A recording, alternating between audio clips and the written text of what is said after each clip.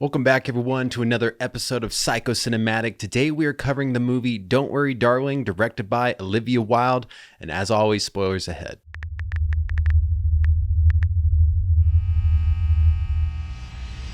So it's seemingly 1950s in this desert town, and the women don't work in this town, and the men work for what is called the Victory Project, but the town is also the Victory Project. So the first thing that I really appreciate about this movie and was really impressed by was the ballet scene. As a video creator myself, I know that when you shoot around mirrors, it can be very difficult to find an appropriate angle where you capture the story as you need to, but also you're not in the mirror. And they have this kind of POV shot where the instructor is walking in and the camera movement and rotation is perfect, even with all the mirrors, to never be in a mirror. So that was just perfect execution of camera placement and movement. Now, right out of the gate, there is a ton of symbolism to unpack in their statement. There's beauty and control, grace and symmetry. We move as one. So let's piece it apart. There's beauty in control. There is a hierarchy of control in the Victory Project. So let's start at the top. The Victory Project is controlling everyone, but more specifically the men, because the men, the husbands, they are desperate for this surface. So desperate, in fact, they're willing to put their wives in there without their consent and then go and work most of the day, barely get to partake in what seems to be this idyllic 1950s situation where you get a drink when you walk through the door and your wife is just crazy submissive and nice and everything's perfect. Your sex drive's through the roof, but they barely get to partake in that. But that's how desperate they are. Also, side note, are rich people not allowed in the Victory Project? Because I would imagine if you're a rich person, you don't want to leave this idyllic world for yourself, and you've got the money to pay for it already, but that's not how this town works. So I have a feeling they're not allowed in there. So the next tier of this control is the men controlling the women, mostly, unless you're like Bunny and you want to be there because you miss your kids. And then the third tier, which is my favorite, is the fact that all these ladies are learning ballet. And as we saw with the transition between the simulation, the real world, and the potential hypnotization that goes on with the optical contraption that sends them into the simulation, they basically are working for the Victory Project by helping subdue the future women that come in, and they don't even know it. And then grace and symmetry. So there's symmetry between their life in the simulation and life in the real world. You know, they've got the duality there. And then there's symmetry based on how everyone is controlling someone. And then with all of the eyeball imagery throughout the movie, unless you were born without one or both of your eyes, or you've lost your eyes, then you would have two. And so the entire town is shaped like an eye. So now it's one eye. This town that you're living in the simulation, is the symmetry to the other eye, the life that you have in the real world. And then finally, we move as one. Basically, that entire Victory Project does not work unless everyone is following their role, because basically, if you're not, someone's going to prison, because that's got to be completely illegal. Now, I love this when Alice is making breakfast and she cracks an egg and she finds that it's just an empty shell. The symbolism there, because little do we know at that moment that she is basically just an empty shell in the real world, and her mind is trapped in the simulation. So Alice later sees that plane go down, and before it touches down behind the mountains, you see it glitch out. And it seems like, you know, she's being led to the headquarters, the exit to the simulation. And she ends up waking up back in her bed. And it's probably because she kind of ejected out of the simulation, I would imagine. And then they put her back down. So I'm kind of irritated about this part of the movie because there's constant earthquakes. But as far as I know, they never explained what exactly those earthquakes are. Maybe it's just the simulation running, or maybe it's signifying the instability of the simulation when people learn of its existence. I don't know. I would love to hear your theories down below, though, if you have them. So we then learned that what the Victory Project is working on is the development of progressive materials, which is hilarious because there's nothing less progressive than putting your wife in a simulation without her consent so she can just be submissive all the time to you. So we hear more about Margaret's story about how she went into the desert and she lost her kid disappeared. And then later in the movie, we hear that kids aren't real. So that's crazy. So her kid was never real. She might have believed it was the entire time. And then it got me thinking, why are they marketing this simulation to desperate husbands when really I don't think they would ever be without a customer if they just market it legally to people who have lost children, and then they get to live in this simulation all the time and get to see their children. I don't understand that. Now we see this part where Alice is cleaning the window and the wall starts sandwiching her up against the window, and it felt like a giant metaphor for the term glass ceiling, which if you're unfamiliar with that is basically to express the barrier that hinders women and minorities from getting ahead in their profession. Jack is literally being her glass ceiling, and the funny thing is that she was working and he wasn't. So he literally comes in as the glass ceiling, not letting her continue doing what she's doing, and he wants to work, and now he's getting ahead, at least in this world, because he sounded pretty freaking miserable about his life outside of this world. And then later, Alice wraps up her face with that plastic wrap, and in part it felt like, some of those like uncontrollable visions that she was having.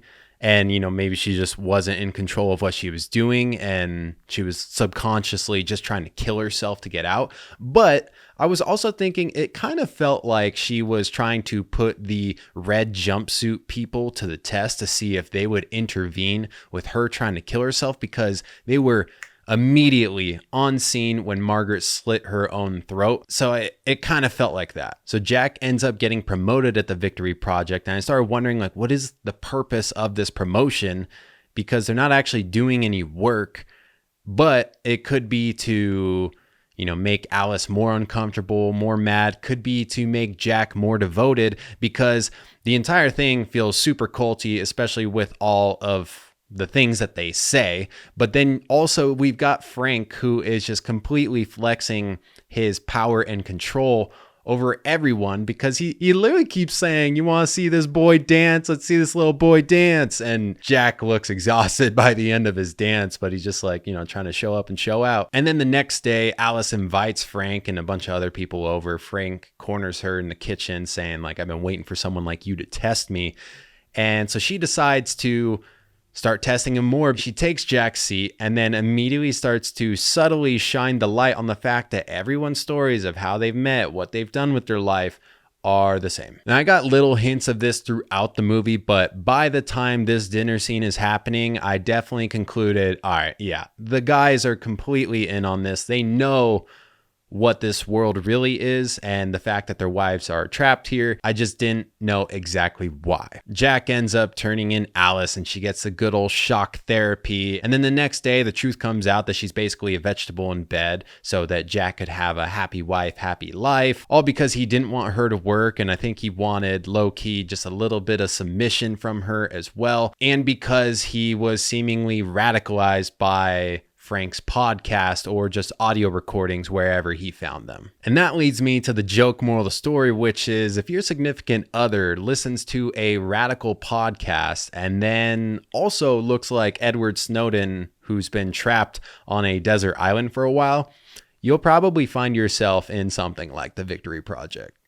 Also, real quick, before I forget, I would like to point out that I don't know if Jack was actually the one who knocked out Alice to put her under, because when she's leaving the hospital one time, you see a man in a red jumpsuit who looks like a janitor, and he was probably following her home, probably knocked her out, turned her over to Jack for him to do the rest. Now, after she ends up killing Jack and then escaping, she's being pursued by all the red jumpsuit people, and she's in a Corvette and they're not.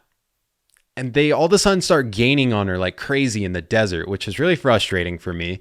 But then what I found to be really corny about this chase scene was the fact that the passengers in the cars chasing her were like leaning out of the window trying to snatch her. It felt stupid. It felt cartoony, unnecessary. That was kind of taking me out. And, I was thinking about it because the red jumpsuit people, as well as the guy who was driving the trolley who wouldn't go to investigate the plane crash, they seem like AI. It seems like the simulation who's got, computer characters. And the red jumpsuit guys remind me of AI guy from the show Upload on Amazon. If you've ever seen that, it's a bit goofy. And that was taking me out of it too, because they seemed corny as well. But I was thinking, if this is AI, then maybe the AI is speeding up the cars somehow. But then I was like, well, if that's the case, then why wouldn't they just shut off her car? We also see that Frank's wife stabs him and presumably kills him at the end, which was okay, but it felt like they weren't giving us many indicators that, she was going to do that. But she calls him stupid as she's doing it. And my guess is that she was probably put into the simulation by him. So maybe he pioneered the entire thing by testing it first on his wife. And I'm guessing that he's just so arrogant that he's letting a lot of key details slip because he thinks that she's too stupid to know. And in turn, he's the stupid one and ended up getting got. So Alice ends up making it back up to the observatory and presumably getting out of the simulation. But I thought about this. Jack's dead. You come out of the simulation and they're going to try and kill you if there's anyone beyond Frank who's still alive who can continue his bidding. But you're going to wake up in this bed. Who knows how long you've been there?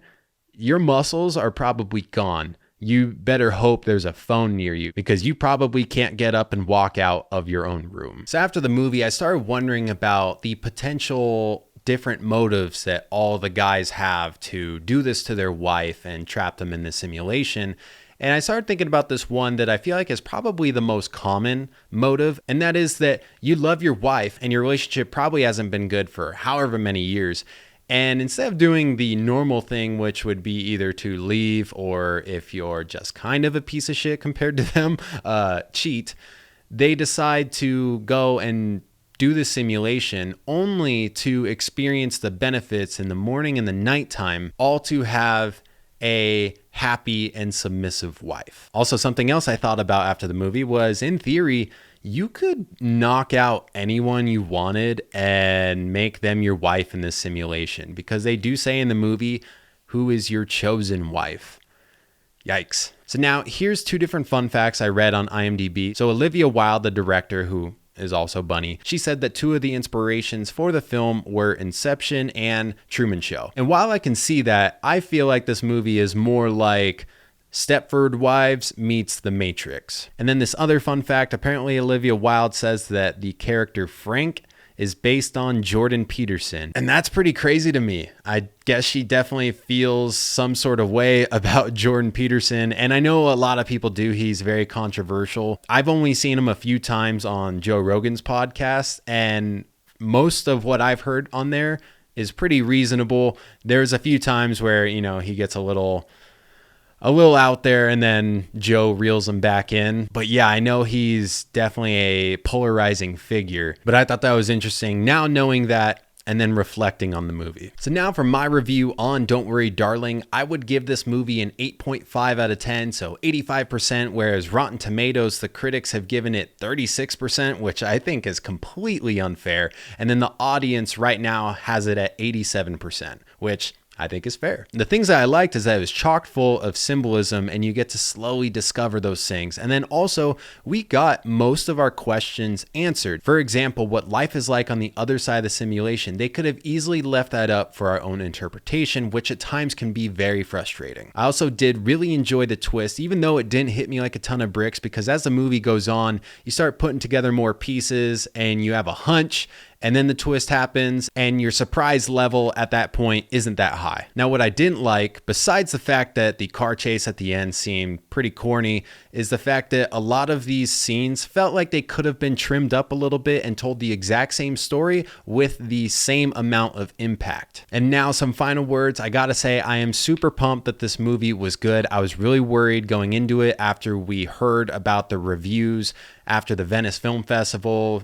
Critics were hating it. I was really worried that they were going to have shown all the best stuff in the trailer, and that was just simply not the case. So I'd highly recommend checking out the movie, and it's movies like this that got me into the psychological thriller genre in the first place. So that's all I have for you guys today on the movie Don't Worry Darling. I hope you enjoyed this episode of the podcast. If you did, leave me a thumbs up, comment what you thought down below, and then don't forget to subscribe if you haven't already, and I'll see you in the next one.